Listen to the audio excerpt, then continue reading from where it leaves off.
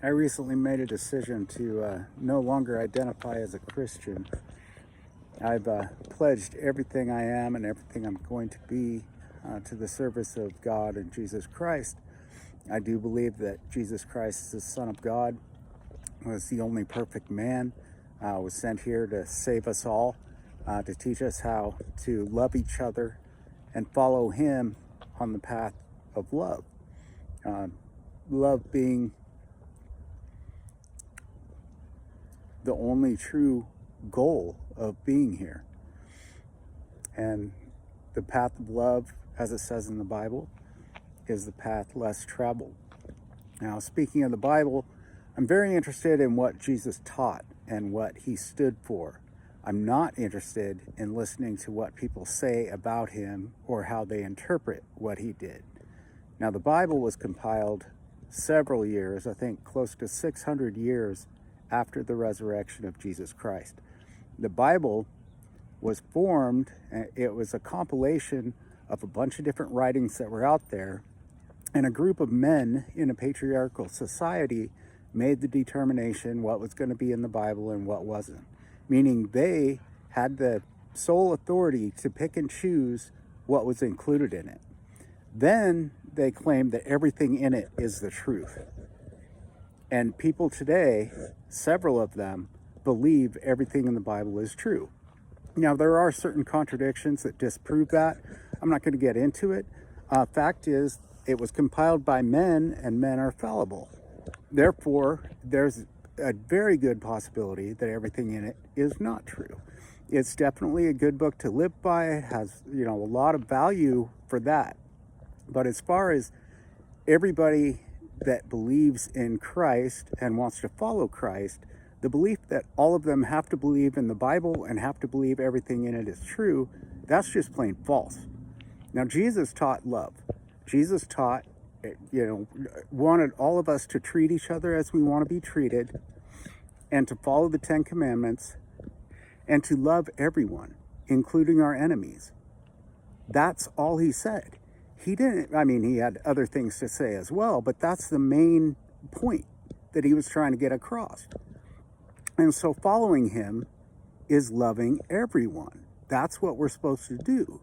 Now, my fellow Christians, they're not exhibiting love towards a lot of different groups of people. Some of them are racist. That's humanity. People are going to be like that. There's certain groups of people that are going to be like that. But to be against homosexuals when Jesus wasn't against homosexuals, to be all for white power or any other race, Jesus wasn't even white. There's no way He was white. That part of the world, nobody was. If Mary was white, then Jesus possibly could be white. But there weren't any white people around there, so we need to get over that piece of it. But if you look throughout history, what Christians have done in the name of Christ, the God hates bags stuff, the Crusades, the burning of witches, all of that is anti what Jesus stood for. In fact, from its inception, Christianity already formed division. It was already us versus them and telling people how to live. Jesus wanted us to go spread love and to bring people in the midst of free will, to have people come to Him and follow Him on the path of love. He didn't ask to be worshiped. He asked to be followed. So Christians have just taken it way too far, and I believe they're missing the mark. I believe they're not following Jesus's teachings. They're following what they think the Bible wants. And again, the Bible, or Jesus wanted people to go out and preach the word, His word, saying, love everybody, treat others as you want to be treated. And instead, they're going out and spreading division and hate. That is not what Jesus wanted. So Donald Trump was just elected, and right now already there's several people, Donald Trump included, trying to turn us into a Christian society, putting God and government together. Now, in America,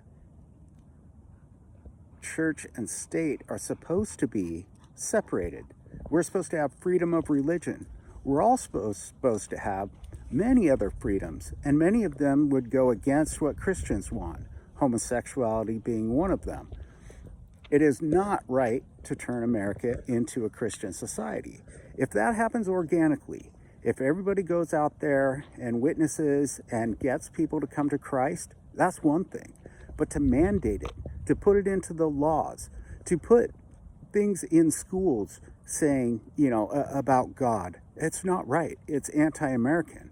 And I have identified as a Christian for a long time, but I'm against that too.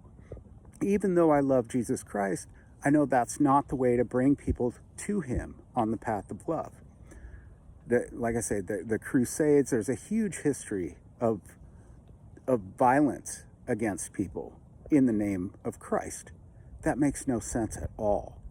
So from now on, I'm calling myself a follower of Christ. I'm no longer calling myself a Christian. I can no longer in good conscience affiliate myself with people that are doing this. And I fear it's only going to get worse. I have to rebel against that. I have to speak out against that. And to call myself a Christian is to throw myself into that group of people. And I can't do it. I know there's a lot of very good people that are Christians. I get it. But with the bad name that we are getting, with the bad things that we are doing, I can't do it anymore. Tithing is giving money in support of the church. And often when Christians put money in those plates, they have little or no say in what the money goes to.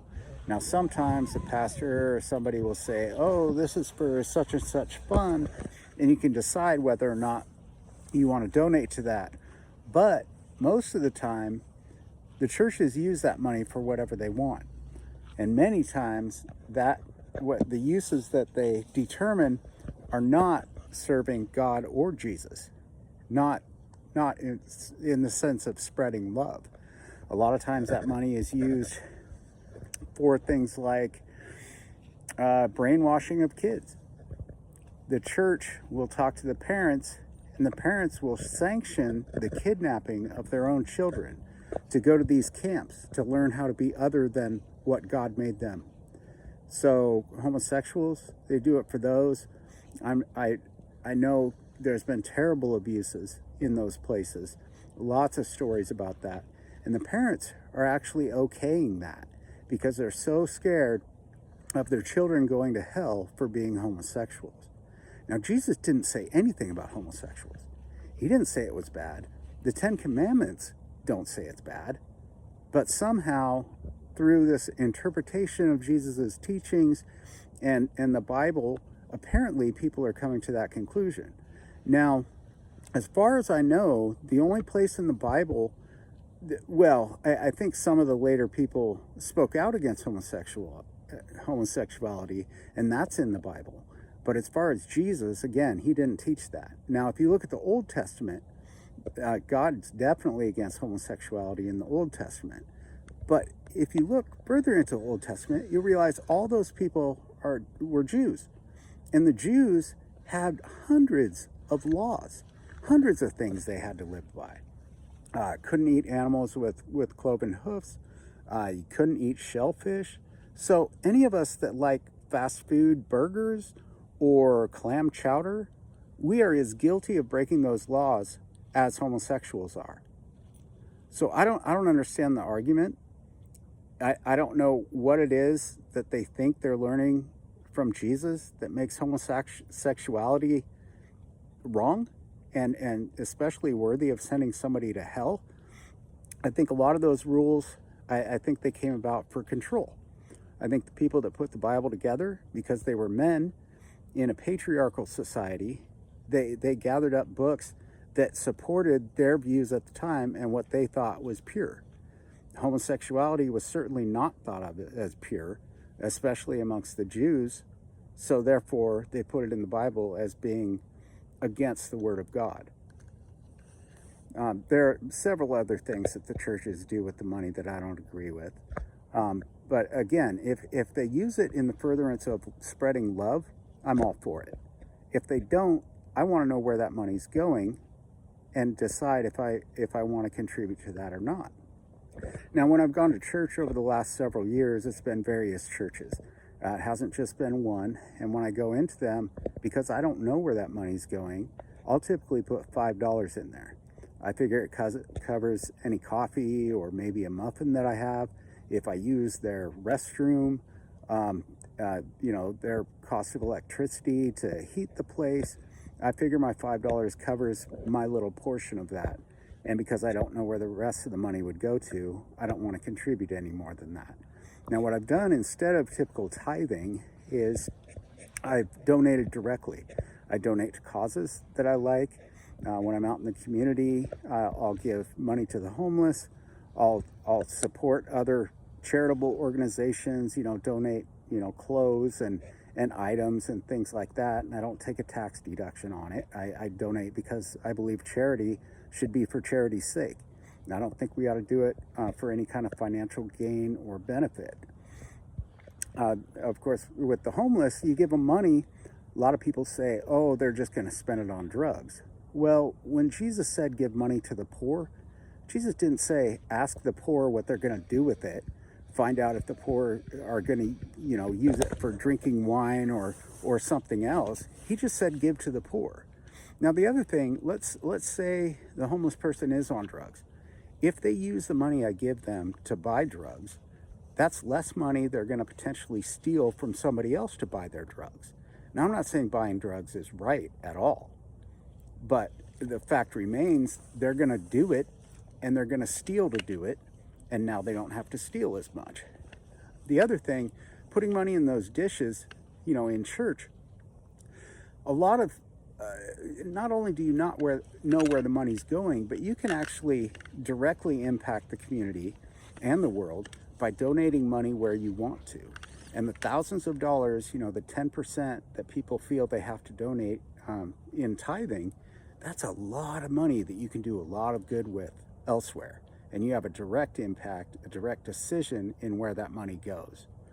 Back to the point about Christians actually causing division, churches, think about all the different denominations, and all the church buildings that were built. If everybody was focused on following the path of love as Jesus wants us to, we wouldn't need all those structures. We wouldn't need all that division as far as denominations. They're making it much more complicated than it needs to be. And think of all the money they've spent on all those buildings and other institutions in, quote, support of Christianity. I mean, that money could have been so much more well spent in other places and doing other things. The homeless situation, I mean, think about it. If we didn't have all those churches, how many homeless could we house? I mean, the money could be spent on feeding and housing people, medical benefits. It could be used for so many other things other than structures, heating them, building them, maintaining them. It's pointless. It's not what Jesus asked for.